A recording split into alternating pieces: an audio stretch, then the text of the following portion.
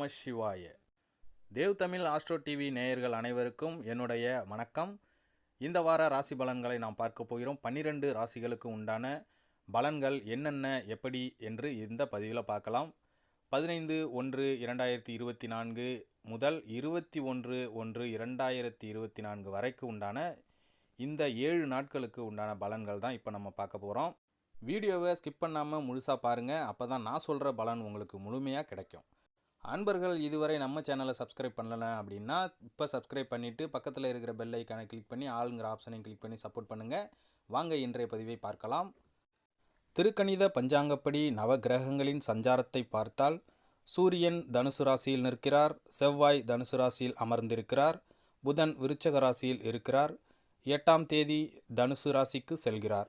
மேசத்தில் குரு சஞ்சரிக்கிறார், சுக்கிரன் விருச்சக ராசியில் அமர்ந்திருக்கிறார், கும்பத்தில் சனி, மீனத்தில் ராகு, கன்னியில் கேது என கிரகங்கள் சஞ்சரிக்கின்றன. இந்த வாரத்தில் வேறு கிரக மாற்றம் எதுவும் இல்லை. சந்திரன் இந்த வாரம் துலாம், விருச்சகம், தனுசு ஆகிய ராசிகளில் பயணம் செய்கிறார். மீனம், மேஷம், ரிஷபம் ஆகிய ராசிக்காரர்களுக்கு சந்திராஷ்டமம் உள்ளதால் கவனமாக இருப்பது நல்லது. இந்த வாரம் கிரகங்களின் சஞ்சாரம் கூட்டணி பார்வைகளால் மேசம் முதல் மீனம் வரை 12 ராசிக்காரர்களுக்கும் யாருக்கு அதிர்ஷ்டம் அதிகரிக்கும், சுப விரய செலவுகள் யாருக்கு வரும் என்று இப்பொழுது பார்க்கலாம்.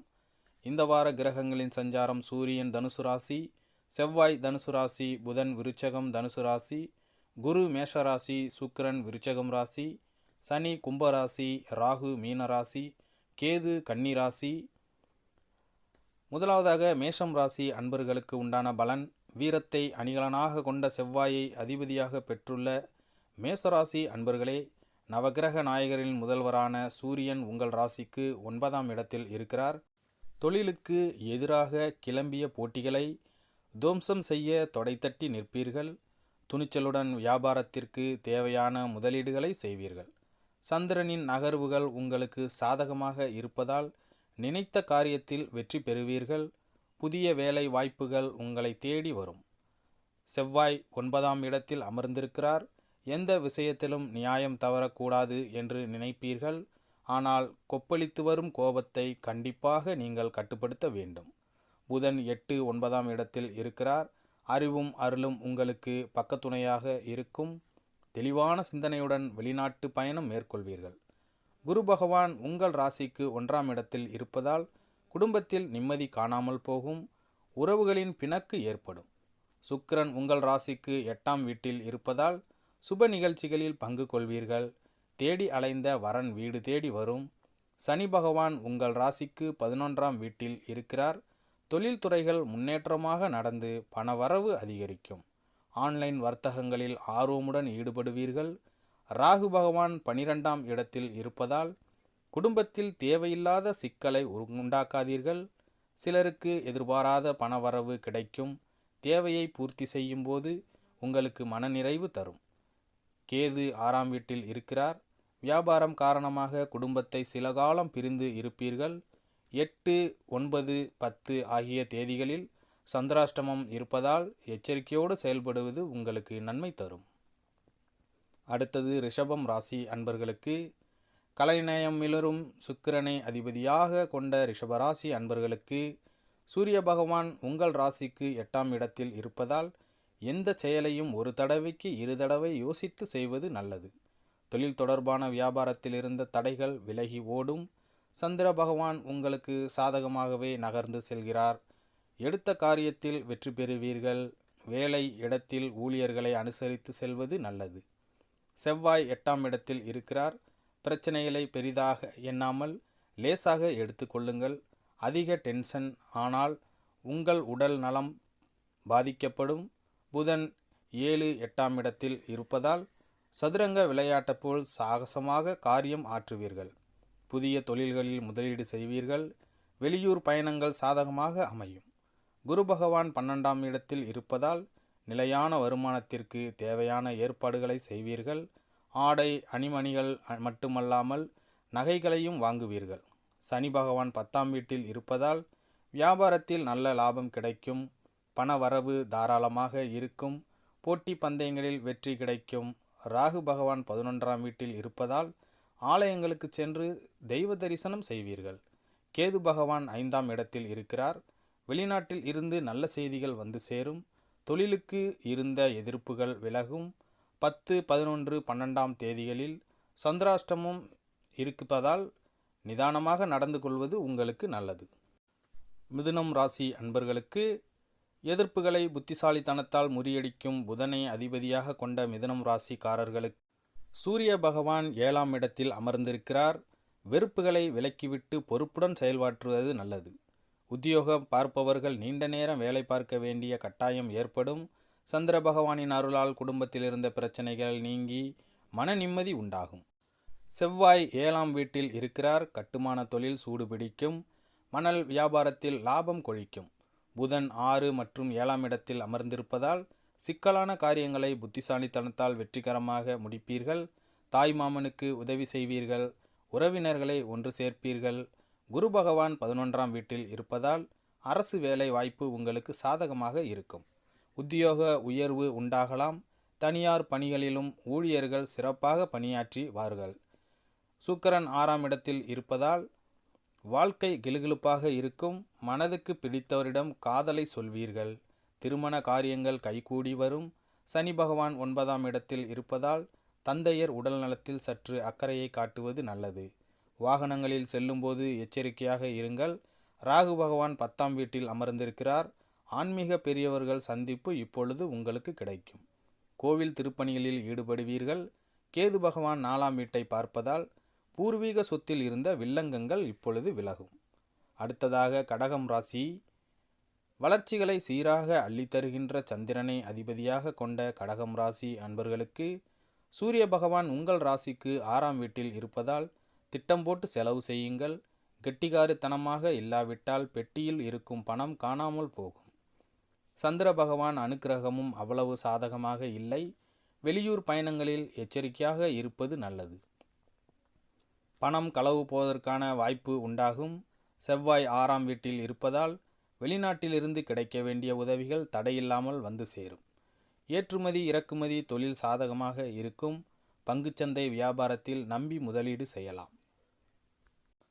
புதன் 5 மற்றும் 6ஆம் இடத்தில் இருப்பதால் யாருக்கும் வாக்கு கொடுக்காதீர்கள். வார்த்தைகளில் வசந்தம் வீசட்டும். குரு பகவான் 10ஆம் வீட்டை பார்க்கிறார். புதிய வீடு வாங்குவதற்கான சிந்தனை அதனால் உண்டாகும். வீட்டை புதுப்பிக்கும் வேலையில் இறங்குவீர்கள். தக்க சமயத்தில் உறவினர்களுக்கு உதவி செய்வீர்கள். சுக்கிரன் 5ஆம் வீட்டில் இருக்கிறார். குடும்பத்தில் இப்பொழுது குழப்பம் வராமல் பார்த்து கொள்ளுங்கள். இல்லையென்றால் மாமனார் வீட்டில் போய் கெஞ்ச வேண்டிய நிலை உருவாகும். சனி பகவான் 8ஆம் வீட்டை பார்க்கிறார். கொடுக்கல் வாங்கலில் எச்சரிக்கையாக இருக்க வேண்டும். நீண்ட தூர பயணங்களால் செலவு உங்களுக்கு அதிகரிக்கும். அடுத்ததாக சிம்மம் ராசி அன்பர்களுக்கு அரசரை போல் கோலோச்சும் ஆற்றல் மிக்க சூரியனை அதிபதியாக கொண்ட சிம்ம ராசி அன்பர்களே, உங்கள் ராசிநாதன் 5ஆம் இடத்தில் இருக்கிறார். அவசரப்பட்டு காரியத்தில் இறங்காமல் கொஞ்சம் ஆராய்ச்சி செய்யுங்கள். மற்றவர்களுக்காக நீங்கள் எடுக்கும் முயற்சி வெற்றி பெறும். கணவன் மனைவியிடையே இருந்த கருத்து வேறுபாடுகள் நீங்கும். பிள்ளைகள் விஷயத்தில் நீங்கள் எடுக்கும் முயற்சிகளுக்கு அரசாங்க உதவி கிடைக்கும். செவ்வாய் 5ஆம் வீட்டில் இருக்கிறார். தொழிலுக்கு போட்டிகள் அதிகரித்தாலும் பெரிய கெடுதல் வராது. தேவையில்லாத வார்த்தைகளை பேசக்கூடாது. புதன் 4 மற்றும் 5ஆம் வீட்டில் இருப்பதால் தொழில் வியாபாரத்தில் திடீர் போட்டிகள் தோண்டி மறையும். பெண்களுக்கு இருந்த மனப்பாரம் குறையும். கலைத்துறையினர் புதிய படைப்புகளை வெளிக்கொண்டு வருவார்கள். குரு பகவான் 9ஆம் வீட்டில் இருப்பதால் மரியாதை குறைவு உண்டாவதால் மனக்கவலை அதிகரிக்கும். சனி பகவான் 7ஆம் வீட்டில் இருக்கிறார். ஆன்லைன் வர்த்தகங்கள் சாதகமாக அமையும். புதிய தொழில்களில் முதலீடு செய்யலாம். வியாபாரம் முன்னேற்றகரமாக இருக்கும். ராகு பகவான் 8ஆம் வீட்டில் இருப்பதால் கடல் கடந்து செல்ல வேண்டிய வாய்ப்பு இப்பொழுது ஏற்படும். கேது பகவான் 2ஆம் வீட்டில் இருப்பதால் முயற்சிகளால் முட்டுக்கட்டைகளை தகர்த்து எறிவீர்கள். அடுத்ததாக கன்னிராசி அன்பர்களுக்கு அறிவுத்திறனை அள்ளித்தரும் புதனை அதிபதியாக கொண்ட கன்னிராசி அன்பர்களே, சூரியன் 4ஆம் இடத்தில் இருக்கிறார். சொத்து சம்பந்தப்பட்ட வழக்குகளில் வெற்றி பெறுவீர்கள். வாக்கு வன்மையால் வாடிக்கையாளர்களை கவர்ந்து விடுவீர்கள். புதிய பதவி மட்டுமல்லாமல் புதிய பொறுப்புகளை ஏற்க நேரிடும். அதிகாரிகள் கொடுத்த வேலையை முடித்து நன்மதிப்புக்கு ஆளாவீர்கள். செவ்வாய் 4ஆம் வீட்டில் இருக்கிறார். அடுத்தவர் பேச்சை எளிதில் நம்பிவிடாதீர்கள். கூட இருந்தே குழிபறிக்கும் நண்பர்களை அடையாளம் கண்டு ஒதுக்குங்கள். புதன் 3 மற்றும் 4ஆம் இடத்தில் இருப்பதால் அரசு வேலையில் இருப்பவர்களுக்கு மிகுந்த அனுகூலம் உண்டாகும். குரு பகவான் 8ஆம் இடத்தில் இருப்பதால் தடைப்பட்ட திருமணம் நடந்தேறும். குழந்தை இல்லாத வீட்டில் மழலை பாக்கியம் உண்டாகும். சனி பகவான் 6ஆம் வீட்டில் இருப்பதால் தொழில்துறைகள் வேகம் எடுக்கும். கடுமையாக உழைக்க வேண்டிய கட்டாயம் உருவாகும். வியாபாரம் ஏற்ற இறக்கமாக இருக்கும். ராகு பகவான் 7ஆம் இடத்தில் இருப்பதால் சிலர் வீட்டில் மேடை வரை வந்த திருமணம் கூட தள்ளி போகலாம். குடும்பத்தில் எந்த காரணத்தை கொண்டும் கோபத்தை காட்டாதீர்கள். கேது பகவான் 1ஆம் இடத்தை பார்ப்பதால் கொடுத்த வாக்கை காப்பாற்றவில்லை என்றால் அவமானம் வந்து சேரும். அடுத்ததாக துலாம் ராசி அன்பர்களுக்கு தர்ம அதர்மங்களுக்கு ஏற்ப பலன் தரும் சுக்கிரனை அதிபதியாக கொண்ட துலாம் ராசி அன்பர்களே, உங்கள் ராசிக்கு 3ஆம் இடத்தில் சூரியன் இருக்கிறார். அனுபவபூர்வமான அறிவுத்திறன் உங்களுக்கு கை கொடுக்கும். கணவன் மனைவிக்கு இடையே இருந்த கருத்து வேறுபாடுகள் அகலும். வாய்க்கு ருசியான உணவில் அதிகம் நாட்டம் கொள்வீர்கள். செவ்வாய் பகவான் 3ஆம் வீட்டில் இருப்பதால் வெட்டி பேச்சுகள் விவகாரத்தை கொண்டு வந்து சேர்க்கும். பிள்ளைகளின் கல்வி தொடர்பான விஷயங்களில் ஆலோசித்து முடிவெடுப்பது நல்லது. புதன் 2 மற்றும் 3ஆம் வீட்டில் இருப்பதால் வியாபாரத்தை விரிவுபடுத்த கடையை அழகுபடுத்துவீர்கள். புதிய முதலீடுகளுக்கு வேண்டிய ஏற்பாடுகளை செய்வீர்கள். குரு பகவான் 7ஆம் இடத்தில் இருக்கிறார். நீண்ட காலமாக பாதிப்பை தந்த நோய் அகலும். உறவுகள் நட்புகள் மேம்படும். எதிர்ப்புகளை முறியடிப்பீர்கள். சுக்கிரன் 2ஆம் வீட்டில் இருப்பதால் மங்கள நிகழ்ச்சிகளுக்கு தடையில்லை. ஆடம்பரமான விருந்து உபசரிப்புகளை செய்வீர்கள். சனி பகவான் 5ஆம் வீட்டில் இருப்பதால் நிலம் வாங்குவதில் அக்கறை காட்டுவீர்கள். ரியல் எஸ்டேட் தொழில் முன்னேற்றமாக காணப்படும். ராகு 6ஆம் வீட்டை பார்ப்பதால் குடும்பத்தில் குழப்பம் உருவாகலாம். மன நிம்மதிக்கு பங்கம் உண்டாகும். கேது 12ஆம் இடத்தில் அமர்ந்து இருப்பதால் எதையும் யோசித்து செய்யுங்கள், உங்களுக்கு நன்மை உண்டாகும். அடுத்ததாக விருச்சகம் ராசி அன்பர்களுக்கு போர்க்குணம் கொண்ட பூமிகாரனாக செவ்வாய் அதிபதியாக கொண்ட விருச்சக ராசிக்காரர்களுக்கு சூரியன் 2ஆம் வீட்டை பார்ப்பதால் கணவன் மனைவிக்கிடையே போட்டி ஆகவே ஆகாது. பணிவாக நடந்து கொண்டால் பொது இடங்களில் உங்கள் செல்வாக்கு உயரும். ஏற்றுமதி இறக்குமதி தொழிலில் எச்சரிக்கையாக இருக்க வேண்டும். சரக்குகளை அனுப்பி வைக்கும்போது பாதுகாப்பு அம்சங்களை கவனத்தில் கொள்ளுங்கள். திருமண முயற்சிகள் சாதகமான பலனை தரும். செவ்வாய் 2ஆம் இடத்தை பார்ப்பதால் போட்டி பந்தயங்களில் விளாசி தள்ளுவீர்கள். கமிஷன் வியாபாரங்கள் நல்ல லாபத்தை கொண்டு வரும். நிலம் வாங்கி விற்கும் தொழில் அமோகமாக நடக்கும். புதன் 1 மற்றும் 2ஆம் இடத்தை பார்ப்பதால் யாருக்கும் வாக்கு கொடுக்காதீர்கள். ஜாமீன் கையெழுத்து போடாதீர்கள். குரு பகவான் 6ஆம் வீட்டில் இருப்பதால் பிள்ளைகளின் நடவடிக்கையை அணுக்கமாக கவனியுங்கள். சனி பகவான் 4ஆம் வீட்டில் இருப்பதால் வியாபாரம் மளமளவென்று உயரும். தொழில்துறையில் சாதனை படைப்பீர்கள். உத்தியோகம் பார்ப்பவர்கள் உற்சாகமாக இருப்பார்கள். ராகு பகவான் 5ஆம் வீட்டில் இருப்பதால் எதிர்பாராத இடத்திலிருந்து பண வரவு உண்டாகும். கேது 11ஆம் இடத்தை பார்ப்பதால் பெரிய மனிதர்களின் சந்திப்பால் அரசாங்க வேலை துரிதமாக உங்களுக்கு நடக்கும். அடுத்ததாக தனுசு ராசி. வினை பயனை அறுக்கின்ற வியாழ பகவானை அதிபதியாக கொண்ட தனுசு ராசி அன்பர்களுக்கு சூரியன் 1ஆம் இடத்தில் இருப்பதால் நினைத்த காரியத்தை நினைத்தபடி முடிக்க முயற்சிகளை மேற்கொள்வீர்கள். பழைய பாக்கிகளை அதிரடியாக வசூல் செய்வீர்கள். கணவன் மனைவிக்கு இடையே மனம் வருந்தும்படியான நிகழ்ச்சி நடக்கும். அதனால் பிள்ளைகள் அலட்சியமாக நடந்து கொள்வார்கள். செவ்வாய் 1ஆம் வீட்டில் இருக்கிறார். மங்கள நிகழ்ச்சிக்கான ஏற்பாடுகளை செய்வீர்கள். புதிய வாகனம் வாங்குவீர்கள். புதன் 1 மற்றும் 2ஆம் வீட்டில் இருப்பதால் தள்ளிப்போன திருமணத்தை சொல்லி வைத்து நடத்துவீர்கள். பொதுநல சேவைகளில் ஈடுபட்டு பலரின் பாராட்டை பெறுவீர்கள். குரு 5ஆம் வீட்டில் இருக்கிறார். வங்கி சேமிப்பு இப்பொழுது உயரும். பண வரவு தாராளமாக இருக்கும். சனி பகவான் 3ஆம் வீட்டை பார்ப்பதால் உங்கள் வாக்கு பலிக்கும். ஆகவே யாரையும் மனம் நொந்து திட்டாதீர்கள். கடந்த காலத்தில் வாங்கிய நிலத்திற்கு பத்திரம் போடுவீர்கள். ராகு பகவான் 4ஆம் வீட்டில் பார்ப்பதால் பிள்ளைகளுக்கான செலவு கைமீறி போகும். கேது பகவான் 10ஆம் வீட்டில் இருப்பதால் பழைய கடன்களை அடைப்பீர்கள். வீடு வாகன தவணைகளை முறையாக செலுத்துவீர்கள். அடுத்தது மகரம் ராசி. வியூகங்கள் மூலம் வெற்றிகளை காணும் மந்தனின் ஆதிக்கம் கொண்ட மகர ராசி அன்பர்களே, சூரியன் 12ஆம் வீட்டில் இருக்கிறார். கடந்த கால சோர்வுகளை விரட்டி அடிப்பீர்கள். புது புது சிந்தனைகளால் வியாபாரத்தை பெருக்குவீர்கள். துரோகிகளை கூட நண்பர்களாக மாற்றுவீர்கள். சகோதரிகளுக்கு தேவையான உதவிகளை மனம் கோணாமல் செய்வீர்கள். உறவுகளை ஒன்று சேர்ப்பதில் முனைப்பு காட்டுவீர்கள். செவ்வாய் 12ஆம் வீட்டில் இருப்பதால் மற்றவர்கள் பொறாமைப்படும் அளவுக்கு வியாபாரத்தை பெருக்குவீர்கள். வீட்டிற்கு தேவையான அனைத்தையும் செய்வீர்கள்.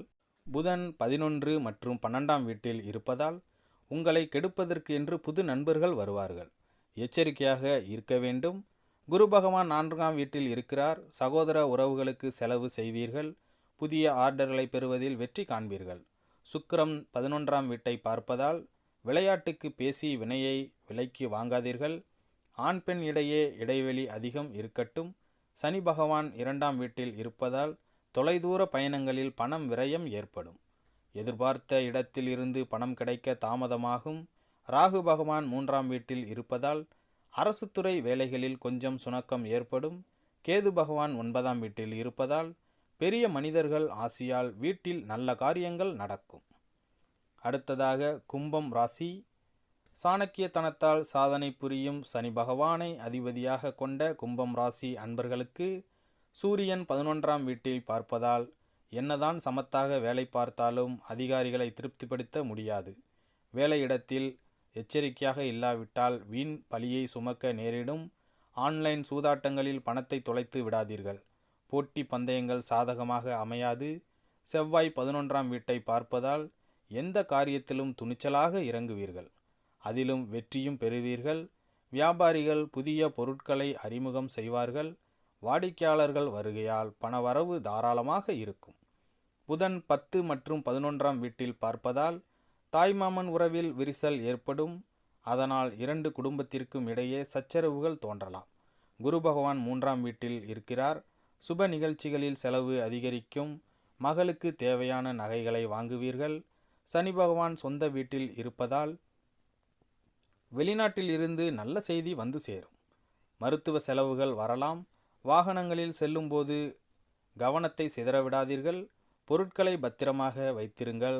ராகு 2ஆம் இடத்தில் இருப்பதால் எதிர்பாராத வகையில் பணவரவு உண்டாகும்.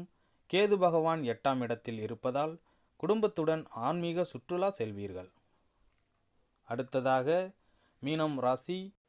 பார்வையால் பலன்களை அள்ளித்தரும் குரு பகவானை அதிபதியாக கொண்ட மீனம் ராசி அன்பர்களே, சூரிய பகவான் உங்கள் ராசிக்கு 10ஆம் வீட்டில் அமர்ந்திருக்கிறார். தொழில் முதலீடுகளை அதிகப்படுத்த அரசாங்க கடன் வாங்குவீர்கள். கட்டுமான துறையில் புதிய ஒப்பந்தங்களை பெறுவீர்கள். பழுதான வாகனங்களை சீர்படுத்தி விடுவீர்கள். அவசியமான வேலைகளை தவிர்த்து வெளியூர் பயணங்களை ஒத்திவைப்பது நல்லது. தகுதியான இடத்தில் தங்குங்கள். கண்ட இடத்தில் சாப்பிடாதீர்கள். சந்திரனின் சஞ்சாரம் சாதகமாக இல்லை. அதனால் கொடுக்கல் வாங்கலில் கவனமுடன் இருக்க வேண்டும். பத்திரங்களில் கையெழுத்து போடும்போது படித்து பாருங்கள்.